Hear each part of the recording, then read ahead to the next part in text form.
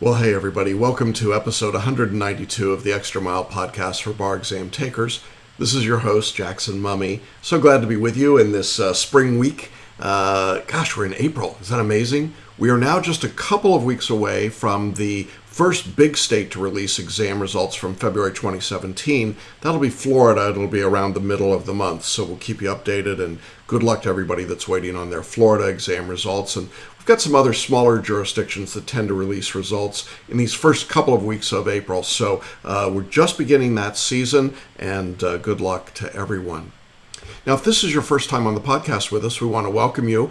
We get together every Wednesday to talk about all things bar exam related, and you can get these podcasts in a couple of different ways. You can go to our website to watch the video version by typing in celebrationbarreview.com/ then the episode number. So this is episode 192. So it's celebrationbarreview.com/192, and the entire video version is there. You can also get this podcast however you get your podcasts, iTunes, Spotify, iHeartRadio, lots of different ways. So however you'd like to do that, that's great. And if you'd like to go back into our archives, we've been doing these episodes for almost 3 years now. You can go to our website. You will see a link at the top for podcasts. Just go there and you'll see all the show notes and all the episodes going back to episode number 1. So lots of good information there. If you're waiting for your bar exam results, we did an episode a while back. We'll link to that, where we talked about 5 things you can do while you're waiting for your results. And of course, we've got people just starting out now for July 2018 and even February 2019. And I want to specifically invite those of you taking the bar exam coming up in July or next February to a special live webinar this Thursday. That would be April 5th at 7 p.m. Eastern. The title of the webinar is How to Make the Next Bar Exam Your Last Bar Exam. It's a look at the powerful, proven way to pass. We're going to take a look at 4 steps that successful bar takers follow in order to pass their exams. Lots of case studies, lots of examples, lots of information that you can take action on right away. Now, it's completely free, but you do need to register, and you can do that really in one of a couple of different ways. Go to celebrationbarreview.com/webinar to sign up. Or if you're watching on the video page, just scroll down this page. You can click on the button there as well. And if you're listening to this webinar, in the show notes, you'll see a link there. So lots of different ways to get on the webinar Thursday, 7 p.m. Eastern. That would be 4 p.m. Pacific. Now, if that time does not work for you, you will also see an option for an on-demand version of the webinar. Just click on that and you can schedule your own time, watch the webinar at your convenience, and email your questions in to me, and that works just as well. But obviously, we'd love to have you on the live webinar on Thursday. So make sure that you check that out, register. We've had thousands of people go through that webinar, and it's been incredibly successful, so I don't want you to miss out on that information. Well, in today's episode, we're going to be doing something that I've been doing recently. I'm talking about bar exams in the news and things that are going on. We had some big news in the last couple of weeks that I've been holding off on just a little bit of talking about, and that had to do with the overall pass rate statistics and the first-time bar taker statistics that were released by the American Bar Association as a result of a change in June of 2017 to law school questionnaires. Now, if you follow the bar exam, and I presume you do since you're watching or listening to this podcast, you probably saw these stories. They were talked about in the ABA pretty extensively. They were reported on in a number of different legal forums and blogs. And the upshot of the news was this: that based on results from 2015 through 2017, there was nearly an 88% bar passage rate among ABA-approved law schools for their graduates on the bar exam, with a whole lot of caveats. Well, the whole lot of caveats didn't get much attention. The number 87.8% got a lot of attention, and suddenly we were seeing stories about how there's no real crisis in bar exam, everybody's passing, what's the big deal? And frankly, you may have taken some comfort in that, but I suspect many of the people in our audience would be taking a little bit of unhappiness, like, hey, wait a minute, I didn't pass my bar exam, or I'm worried about passing my bar exam. Is this number legit? Is it real? Should I feel like, oh yeah, I should be passing. If I'm not passing, there's something wrong with me?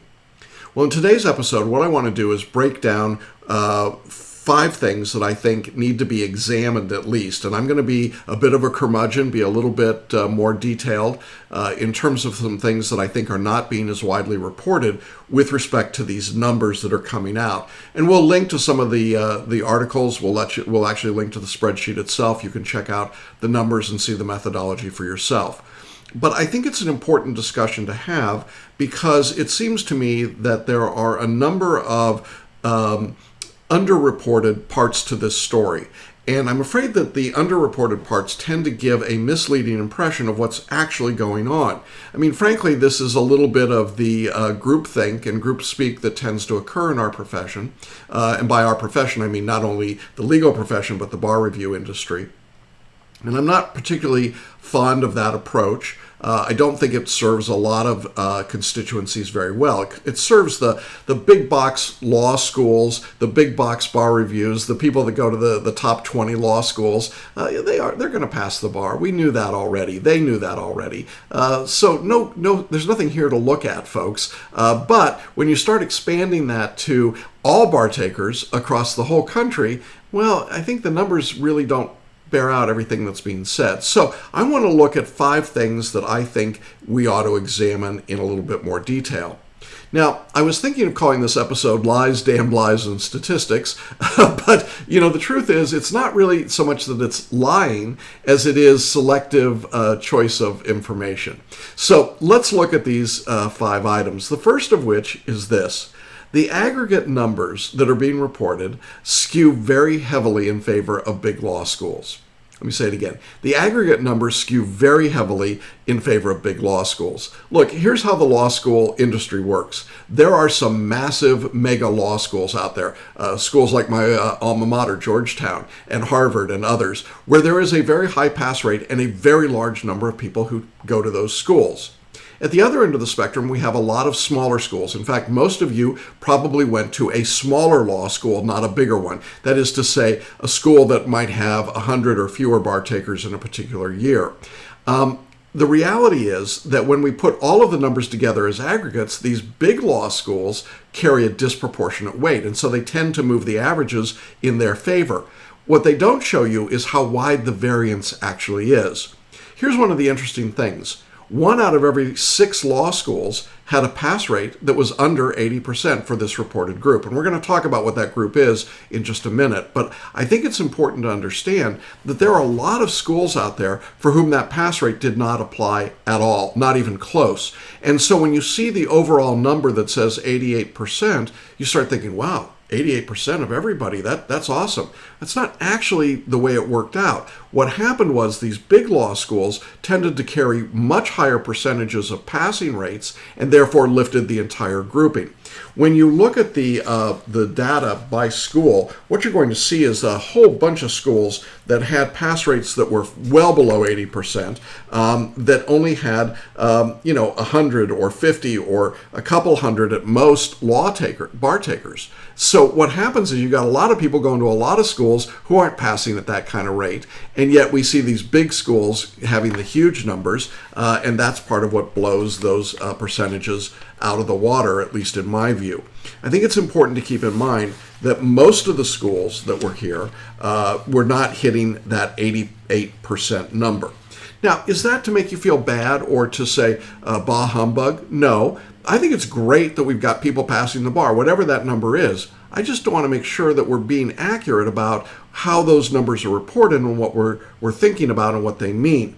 So that's our first point, that the aggregate numbers really are misleading. I think you've got to break it down more by school, which is why it's important to look at jurisdictions. So you take all the schools that had students taking the Florida bar, the Cal bar, whatever it might be, and you're going to get a very different picture than when you get the aggregate large number.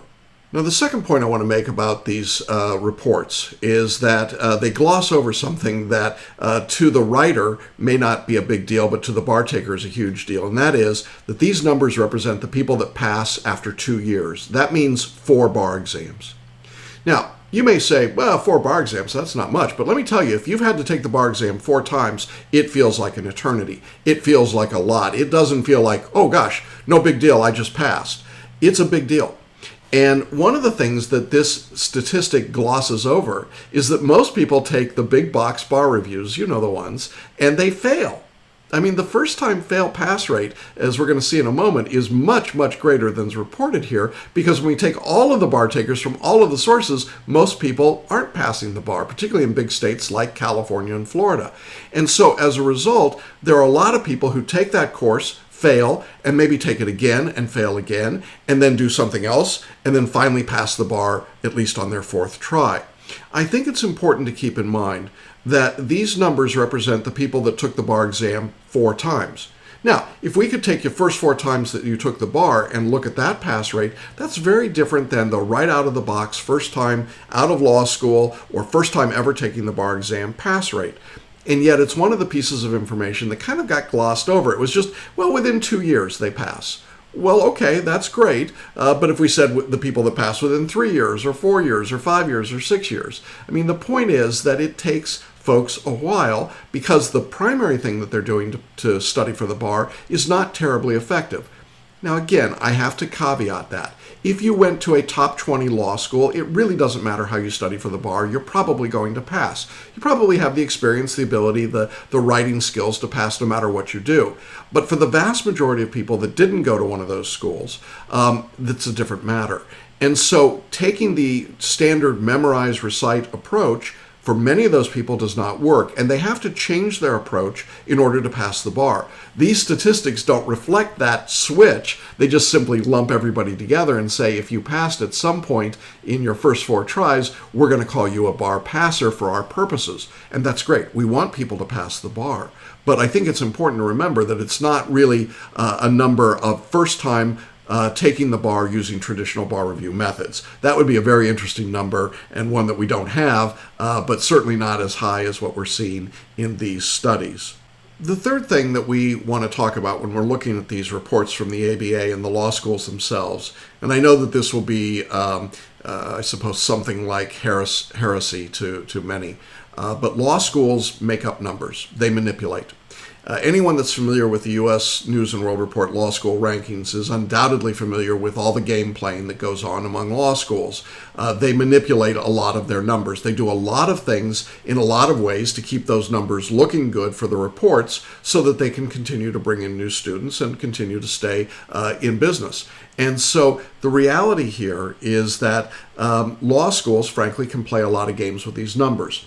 There were several thousand bar takers who did not report their results in this report. There were thousands of people that the law schools simply didn't report on. Well, why is that? The law schools simply said, oh, we just couldn't get that information. I doubt that. I actually really doubt that. I think most people that don't pass the bar let their law schools know that. But here's one, so that's one game I think that's being played. A second game that's being played that we know about is that there are some law schools that pay their students to not take the bar exam right out of law school. Why? Well, because if they don't take the very first bar exam given after graduation, they're no longer considered first-time takers. So what these law schools have done is to identify what they think are at-risk bar takers. They then pay them, and by paying them, sometimes it's a flat-out stipend, sometimes it's a bar study period, sometimes it's a work and study program. I mean, there's a variety of different mechanisms that are used, but the goal is the same. Sit out the first bar exam, hopefully get ready, then go take the bar. But when you go to take the bar now, even though it's your first time as a bar taker, your school doesn't have to report you as a first-time bar taker. They can now report you as something else, or an other group, or a repeat bar taker, and it doesn't impact their first-time bar pass rate. Now, you can think that's fine, or you can think it's awful. I won't weigh in. I mean, I think it's pretty clear that it's not forthright, but it's also something that's now understood. There are schools that do this routinely. And as a result, I'm not sure that those numbers are always accurate. So I think there are two things that can happen that make these numbers from the law schools less than forthcoming. The first is simply that they just don't report on everyone, and this report acknowledges that they don't report, or they say they didn't get the information. Okay. And the second is that they don't have to report on people that don't take the exam right out of law school. Now, we also know that there are a fair number of people who get out of law school, don't take the exam for several years because they go off to do other things, then come back to take an exam and aren't reported as well. In other words, the law school says, we're going to move you off of our list. So I think you want to be at least skeptical, if not a good consumer, looking at these numbers and asking yourself, where do they come from? How much reporting is there? How many people did the law school not report on? How many of those people were actually first-time takers but didn't report out that way? And be aware of that when you look at these numbers. We've looked at three of the reasons that I think you want to be at least cautious in interpreting these numbers. The first was the aggregate numbers. The second is that we're talking about a 4-time bar exam taking rate, not a first-time, one-time rate, and that the law schools can play games with the numbers. Number 4 that we want to look at is that this report only applies to first-time bar takers, whatever that means, from ABA-accredited law schools, and that's it. Now, that's a big group to be sure, but it is not the universe of bar takers. Let me point out that it does not include any foreign trained attorneys who represent a massive group, certainly in California, New York, and Texas, and a growing group in other jurisdictions as foreign trained attorneys are being admitted to take the exam. They are not included at all, and the pass rate in this group is dramatically lower, something like 15 to 20%, and clearly would have made a huge impact on the overall numbers. And it's a number of applicants that are growing proportionately. Another group that's certainly not included would be state-approved law schools. Now, this is significant primarily in California, but there are some other states that have their own state-approved, but not ABA-approved or accredited law schools. The students that attend these schools are not included in these numbers at all. Their pass rates are also significantly, and by significantly I mean by 50-60% lower than the numbers that we're seeing here. Now, that could be an argument against going to a state-approved or accredited law school. I'm not making that argument here. I'm simply saying it's a big body of bar takers that are not included in these numbers at all, and you should be aware of that when you're reviewing these numbers and how they should be interpreted. It also does not include correspondence law school students. It does not include those people that did LLMs and then come in to take U.S. bars. So there's a number of groups that are not represented in this category. And then within the bar takers category, there's another huge group that's not accounted for at all. And this would be what I would think of as a distant bar taker. Someone that took a bar exam many years ago and is now coming back, either because they're transferring jurisdictions, they're moving, there's been a life change, maybe a career change. Something's happened to cause them to want to come back and take the bar. Maybe for the first time, maybe for another time after having been a member of a bar in another jurisdiction. Now, we see a lot of these distant bar takers at Celebration Bar Review. It's part of the market that we serve. And frankly, these are people who might have been 20 or 30 or more years away from the bar exam, or maybe took the exam 20 years ago and failed and never took it again, and now it's on a bucket list and they want to take it or feel the need to take it. Or maybe their lives have just changed and now it's time to practice law. In any event, this is a large group of people and they are completely unaccounted for in this study. And I can tell you that this is a group for whom the bar is really challenging and difficult. And when we're looking at states like Florida and California where there's no reciprocity, or New York where there's very little reciprocity, or Texas, again, very little reciprocity, these individuals, even if they're barred in another jurisdiction, have to take the bar exam again. And their pass rate is nowhere near the 88, 89%. So when we look at these three groups, the foreign trained attorneys, the non-ABA accredited law school graduates, and the distant bar takers, we have a large group of people taking the exam who don't come anywhere near these big first-time 3L pass rates that we're talking about here. And you might say, well, I don't care, I'm a 3L. Okay, that's fine. But I will tell you that there's a substantial number of people taking the bar, in fact, a majority of bar takers in some jurisdictions, that come from these three groups. And so the numbers that you're hearing about from the ABA are focused and limited on their constituency, but that is not the entire universe of bar takers, and therefore it's a misleading number if you apply it and say this is the result of the overall bar. It's nowhere near that number. Very few jurisdictions have an 88% pass rate on their bar exam. In fact, when you look at the states and how they've done directly in their bar exam, we can tell you that the highest pass rate was 87% in Oklahoma. That's the highest in the country. first-time bar pass rate. But then we've got states as low as 40% in Puerto Rico, 63% in Mississippi, and that's the first-time pass rates. When we get to the overall bar taker pass rates, well, now we're looking at really small numbers, and that's my fifth point. The first-time bar takers are not actually the majority in many states. Now, let me say that again. First-time bar takers are not always the majority of bar takers, certainly not in the February bar exam. We see that in Florida, we see that in California, we see that in a number of major jurisdictions. Why is that significant? Well, when you take the overall pass rate, what ends up happening is that we've got an overall pass rate that's below 50%. In fact, below 35% in California and Florida, but well under 50% in a number of jurisdictions, or right at 50%. So I think people get confused. They hear that number and then they hear this 88% number and they think, well, what's wrong between those two? Well, what's wrong is you have a whole lot of people that don't fit into those categories. And you have people that are repeat bar takers who tend to repeat over and over and over again because they're just not passing. They keep doing the same thing over again and they're not getting the traction that they need. So the net result of this is that you have a large body of bar takers who simply aren't being represented in these studies, and that tends to give you a distorted perspective on what the overall trend in the pass rates are.